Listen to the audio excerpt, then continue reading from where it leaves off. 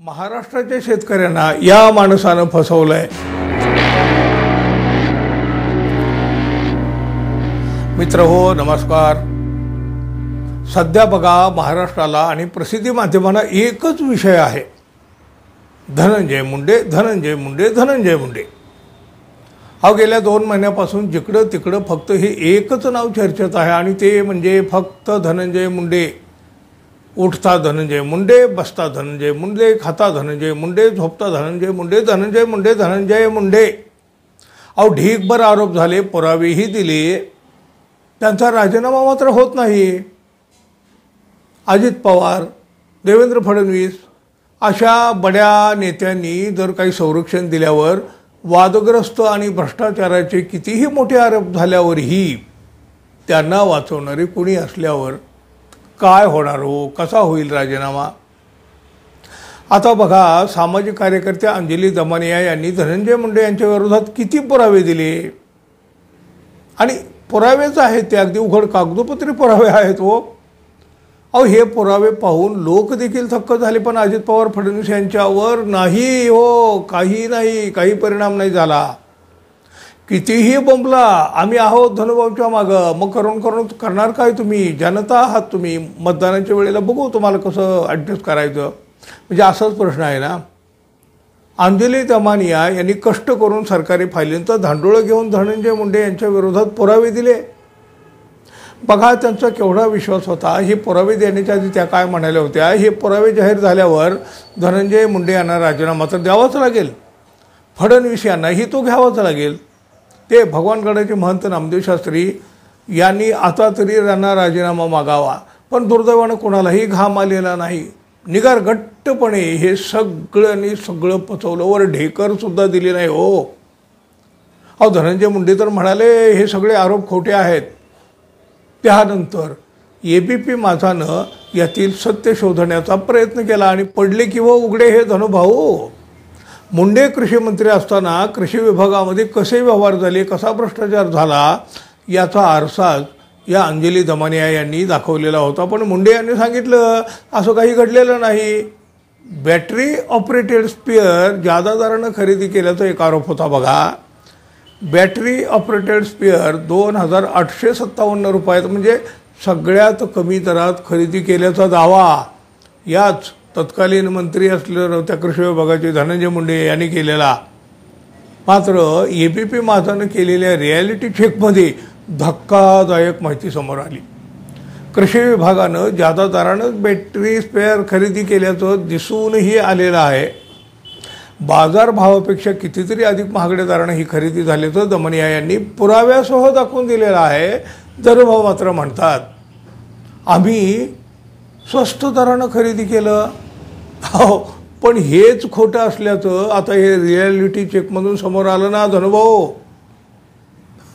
Dhanubhau solid तोंडावर पडले। तोंडावर काय हो, चक्क उघडे पडले ना।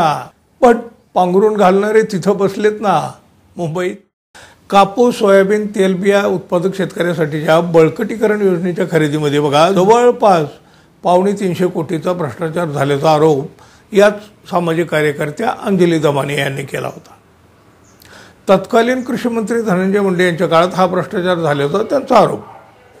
त्यावर तत्कालीन कृषी मंत्री धनंजय मुंडे यांनीही जोरदार प्रत्युत्तर दिलेलं होतं।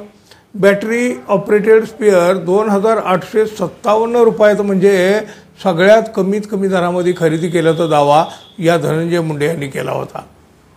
बघा म्हणजे कसं भ्रमित कसं केलं जातं बघा लोकांना।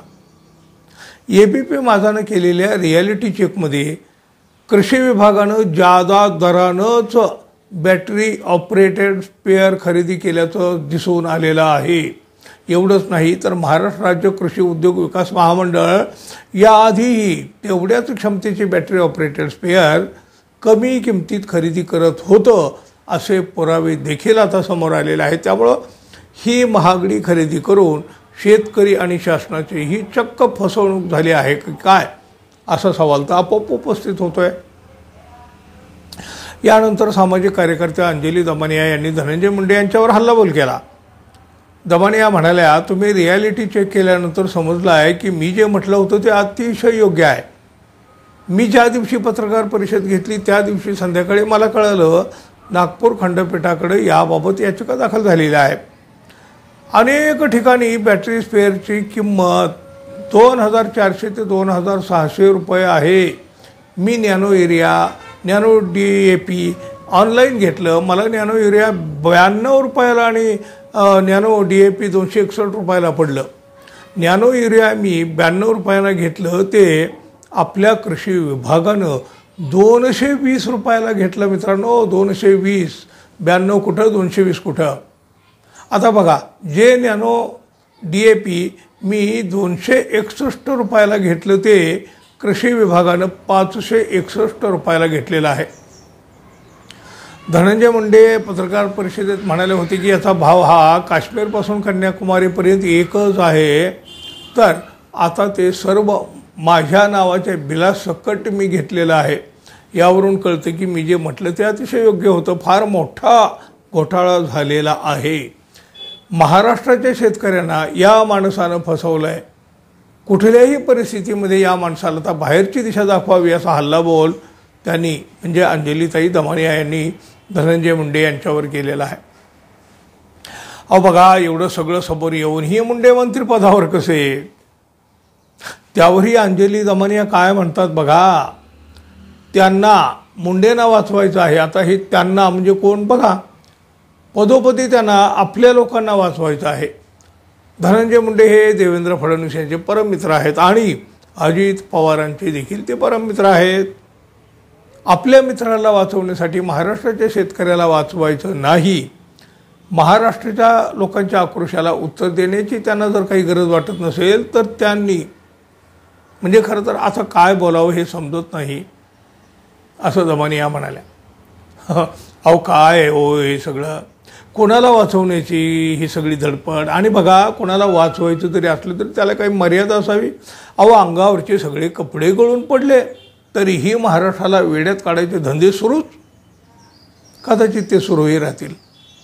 पण बघा, आधीच अडचणीत आलेले धनंजय मुंडे आता पुन्हा उघडे पडले, तोंडावर पडले, मुखवटा त्यांचा गळून पडला, शेतकऱ्याला गंडवलं, सरकारला फसवलं.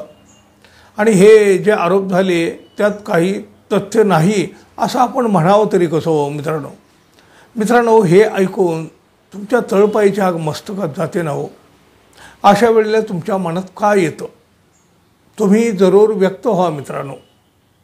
मनातली सगळी खतखत, तुमचे विचार, तुमच्या प्रतिक्रिया बिनधास्तपणे मांडा आपल्याकडं. आणि हो, आपण अजून आपल्या चॅनलला जर सबस्क्राईब केलं नसेल तर कृपया सबस्क्राईब करा. वास्तविक पाहता आपला प्रचंड प्रतिसाद आहे, उदंड प्रतिसाद आहे, त्याबद्दल आपले मनापासून आभार. पण तरीही आणखी कुणी सबस्क्राईब करायचं राहिलं असेल तर कृपया सबस्क्राईब करावं. एवढी माफक अपेक्षा तर तुमच्याकडे असणारच ना मित्रांनो. तुमच्याकडे ही अपेक्षा नाही करणार तर करणार कोणाकडं? धन्यवाद. पुन्हा भेटू. तोपर्यंत नमस्कार.